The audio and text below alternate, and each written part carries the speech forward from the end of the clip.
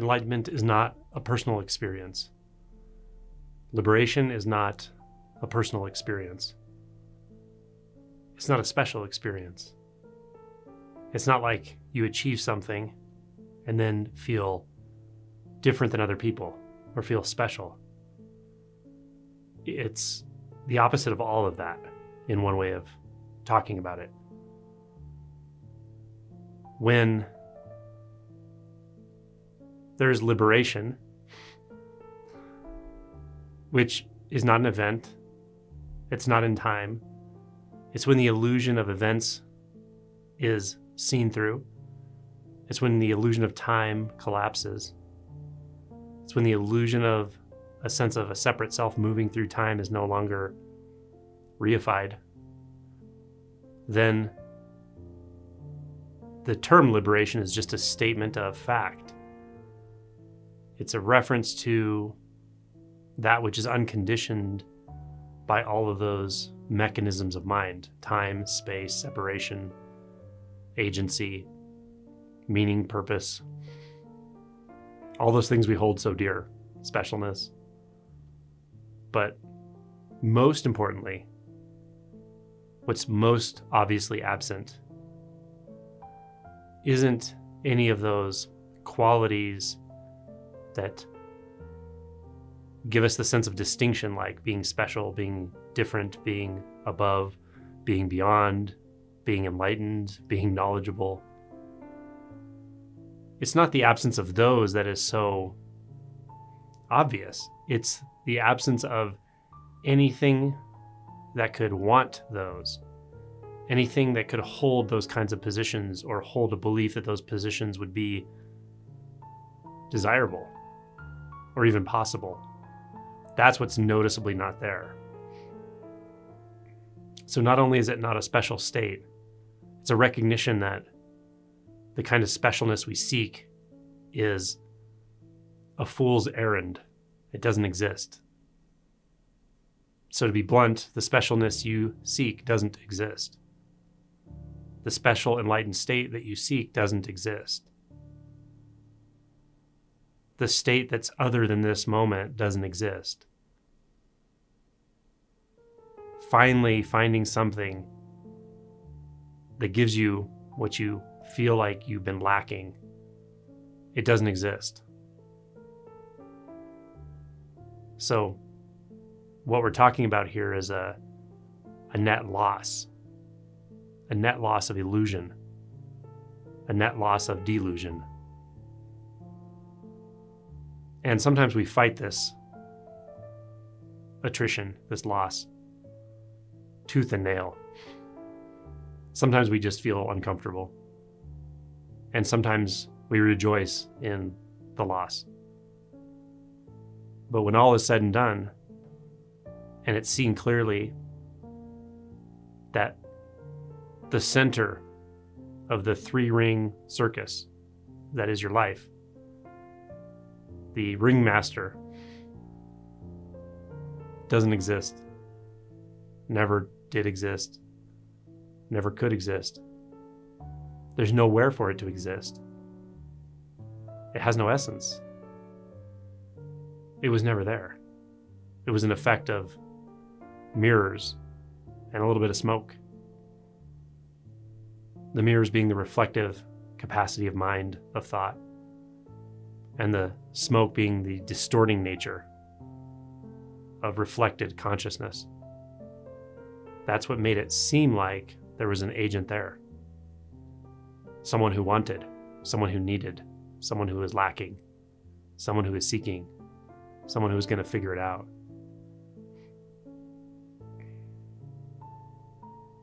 When that's gone, or seen to be an impossibility, how could you call that special? How can you see something here that's different, better than, worse than, apart from, above, below, something there? And by the way, here and there don't really make sense anymore. They are conversational considerations, conventional terms. They only have momentary, relative, practical value. They don't have real meaning. Here, there, me, you. So in this world where there's no me or you, there aren't individuals. There isn't unity. There isn't lack of unity. There isn't wholeness. There isn't scarcity. These are all beliefs, concepts. Lofty spiritual concepts, perhaps, but still concepts. So when that's not being entertained anymore, that world, can you call it special? Could it be something I have and you don't? Or that you have and I don't? It's laughable. The mere thought that I am enlightened is completely absurd. It's laughable. It's a joke, truly. To recognize that thought arising is kind of hilarious. In the same way, a thought that says I am not enlightened, just as laughable, just as absurd. It's that I that's tricky. That anchor point, that central point, that seeming place we always reference back to. But do we? Do we ever? Do we ever actually find it? Is it ever actually noticed to be in some spatio-temporal moment, some place? Is it found? Is it captured? It's referenced back to by thought, perhaps, but that's it. It's sort of suggested into apparent being. But a whole bunch of suggestions add up to basically nothing if you can't find that which they refer to. So there's nothing to be found there. Doesn't mean the looking is useless. It can be very valuable to look.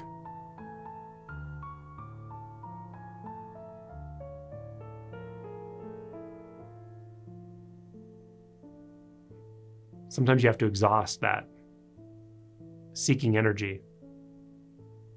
You have to exhaust that doubt. What does it mean to enter doubtlessness? What does it feel like to experience doubtlessness? Does it feel like you know everything? Not at all. Nothing like that. It's not about knowledge, cognitive knowledge. It's not about facts. Why? Because facts can be proven wrong, challenged. Arguments go on and on and on. And they're always over views, essentially. So it's not about any of that. This kind of certainty is a certainty of, it's very paradoxical. It's a certainty of the mysterious nature of this, the empty nature of this. It's so obvious. But it's not a confusing mystery. It's not an intellectual mystery. Maybe I should say it's mysterious. It brings with it a sort of awe, a sublime knowing that goes all the way into the marrow, into the cells, into the fabric of the universe. And through that, when we traverse all of those levels of apparent existence, we find emptiness at every level. But you have to traverse it. And what that feels like on the personal level is you have to traverse your own fears. You have to traverse your own resistance patterns. You have to go where you're led by experience. You have to surrender or be willing to go where you're led.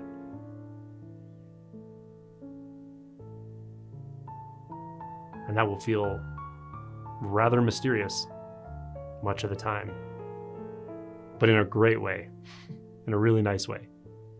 Maybe not at first. Maybe at first there's more fear, doubt, disorientation. But with time, with opening, with realizing your pretty astounding capacity for experience, your bandwidth for experience being far, far more accommodating than you would have thought before. When that's recognized, realized, then it becomes rather juicy, rather enjoyable to engage this complete unbinding from any view, unbinding from the need to be special, unbinding from the need to fill a hole or complete something. Freedom. Freedom from the need to prove yourself. Freedom from the need to know where you stand. You don't need to know where you stand with anyone or yourself or the universe. Try that. Some description I've heard, very nice description, is abide in non-abiding. Very much like that.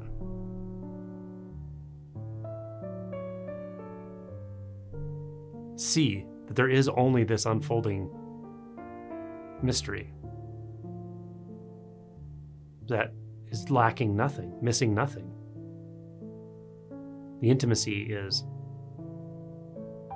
beyond anything that the disassociated mind could come up with. It's immense. It's minuscule. It's infinite. And it's every iteration of the finite. Penetrating everything, but it doesn't have to do anything. It can be everywhere in the universe without moving. Every cell in your apparent body is vibrating with it. Every sound in the room is vibrating with it. It's right before your eyes when you see what's really there, not what the thoughts or the mind add. Sometimes you have to see that first. You have to be able to see clearly what's being apparently added or subtracted by the mind. When you recognize the illusory nature of that, suddenly you see what's really there. And it's free. It needs nothing. It seeks nothing.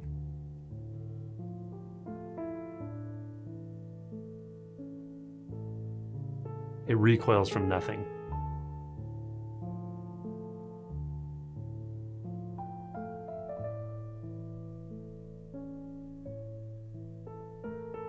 So there's nothing personal here.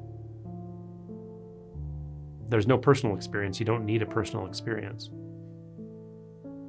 All of the fleeting joys which come with disappointments that were appearing through the lens of mind identification are only shadows of this immense freedom that's available right here all the time. And it's not personal. It's not about you. When we make it about us, we filter out so much. We sell ourselves short, so to speak. We narrow the bandwidth tremendously of experience. It's just completely unnecessary. But it's sticky, has a momentum to it. Keep looking, keep digging, keep inquiring, or keep surrendering, however you move naturally.